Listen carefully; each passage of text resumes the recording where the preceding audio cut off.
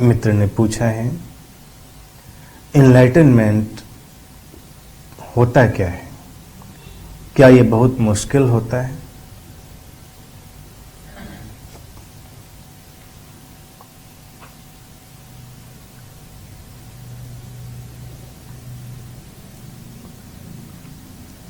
मनुष्य शांति से जी रहा था और इधर मैं देख रहा हूं एक इनलाइटनमेंट का भी बड़ा स्ट्रेस हो गया है।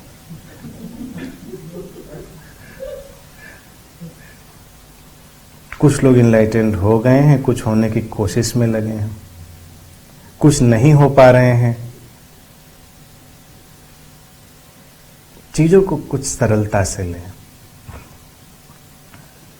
जो लोग एनलाइटन अपने को घोषित कर चुके हैं वो कुछ ऐसा प्रिटेंड करते हैं जैसे कुछ ऐसी चीज उन्होंने पाली है जो तुम्हारे लिए संभव नहीं है, तो तुम्हें और लालच आता है।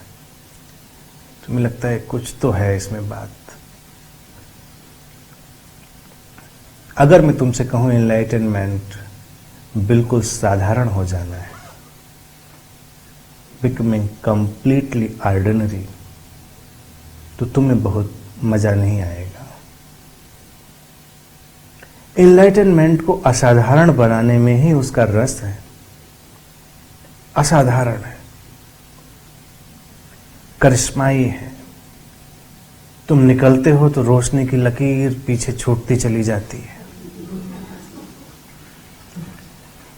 कुछ फोटोग्राफी भी आजकल सीरियल में ऐसे ही करते हैं, तो तुमको वो देख के भी लगता है कि हाँ ऐसा ही होना चाहिए। और अगर ये नहीं हुआ तो क्या फायदा?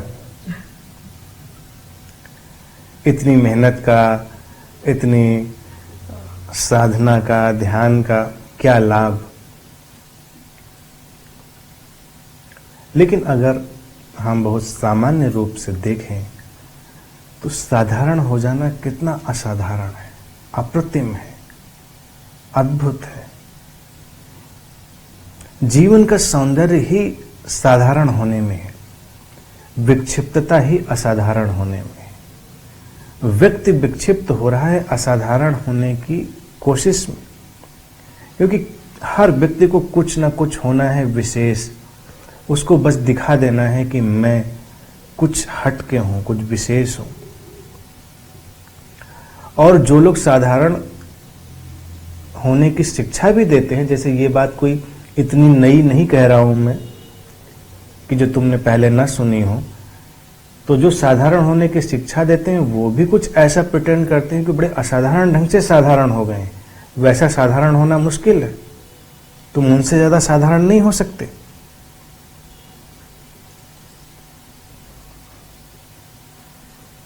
तो बात वहीं की वहीं बनी रहती है। एनलाइटनमेंट शुद्ध रूप से तुम जैसे हो वैसा हो जाना। अब तुम कैसे हो इसकी तलाश करो, साधना उसी की तलाश है। तुम जैसे हो वैसे परिपूर्ण हो। तुम पैदा होते हो, तुमको वैसा रहने नहीं दिया जाता। कंडीशनिंग है, समाज की, शिक्षा की, परिवार की, कुछ होने की दौड़। कुछ होने की दौड़ अगर मैं उपयोग करूंगा तो तुम्हें लगेगा कि ठीक है, कुछ नहीं ही होना मैं चुनूंगा। कुछ ना होने की कोशिश भी उतनी ही व्यर्थ है जितनी कुछ होने की कोशिश। जीवन तुम्हें जैसे ले जाए उसके साथ पूरा सहयोग करना।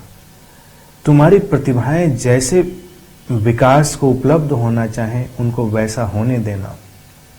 किसी की तरह से ना होने की कोशिश।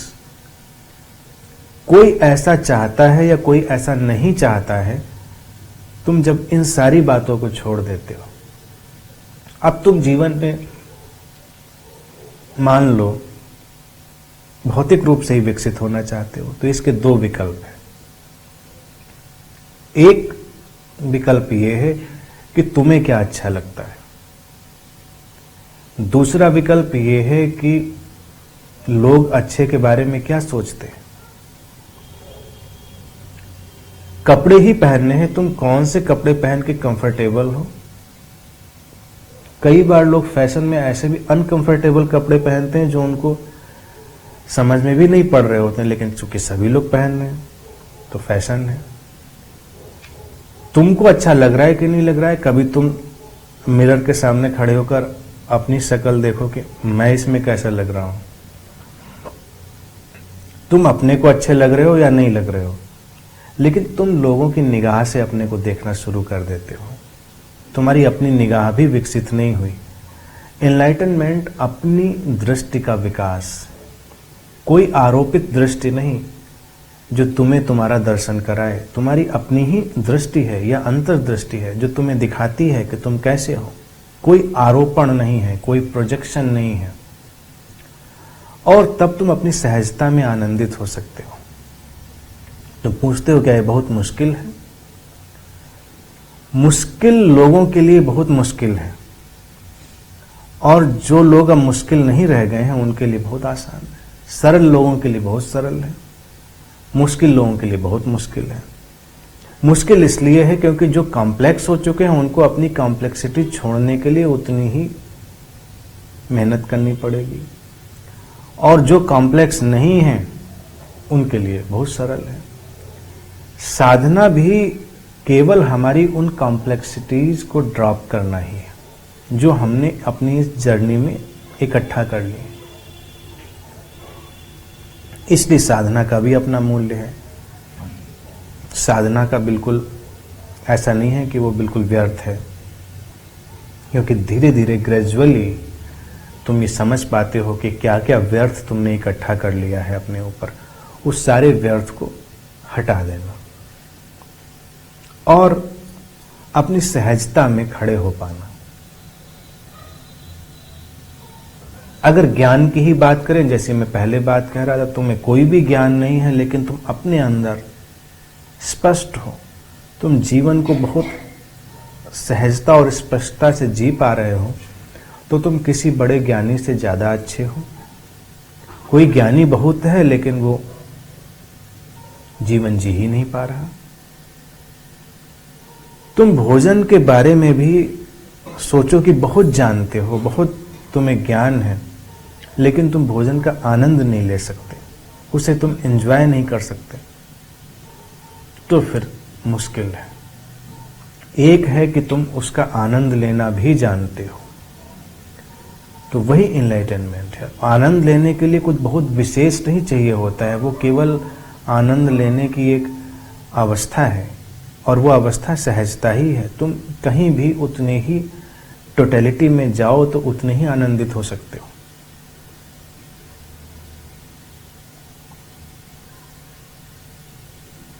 तुम अपने होने में ही आनंदित हो सकते हो। जो अपने होने में ही आनंदित हो जाए उसी को हम एनलाइटेंड कहते हैं। वो कुछ विशेष होने की कोशिश नहीं कर रहा। अब जैसे तुम इस समय यहां बैठे हो, तुम सुनने में ही इतने डूब जाओ, तुम सुनना ही पूरी तरह से हो जाओ, तुम उस सुनने के प्रोसेस में पूरी तरह से विलीन, डिजॉल्व हो जाओ,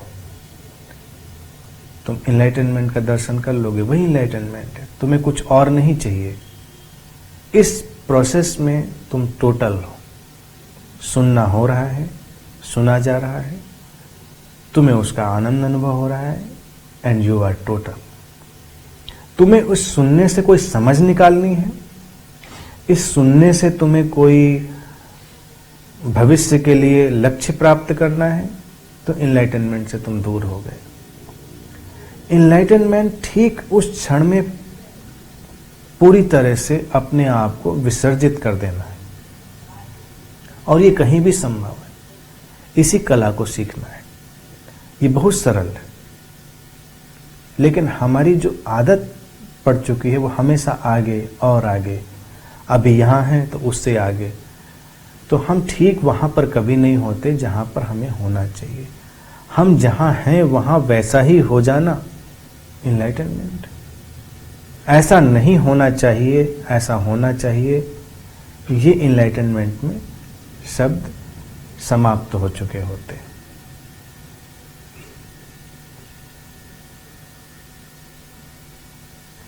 एक जैन सेंट की मुझे बात याद आती है,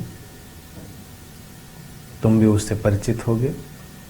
कहते हैं एक बार कई सद्गुरुओं के शिष्य उस जैन मॉनेस्ट्री में पहुंचे, तो उन्होंने कहा कि मेरे गुरु बहुत महान हैं, वो रात के 4 बजे तक साधना करते हैं। एक ने कहा कि वो महीनों तक उपवास करते हैं, वस्त्र नहीं पहनते, सर्दी गर्मी कोई प्रभाव उनके ऊपर नहीं। एक ने कहा कि मेरे गुरु 6-6 महीने सोते ही नहीं, साधना में लीन रहते हैं और वैसे ही चैतन्य। तो उस जैन मॉनेस्ट्री में जो शिष्य थे वो बैठे सुन रहे थे। उन्होंने कहा कि हाँ, हो सकता है, लेकिन मेरे गुरु तो जब नींद लगती है सो जाते हैं, भूख लगती है तो खाना खा लेते हैं, आँख खुल जाती है तो उठ जाते हैं।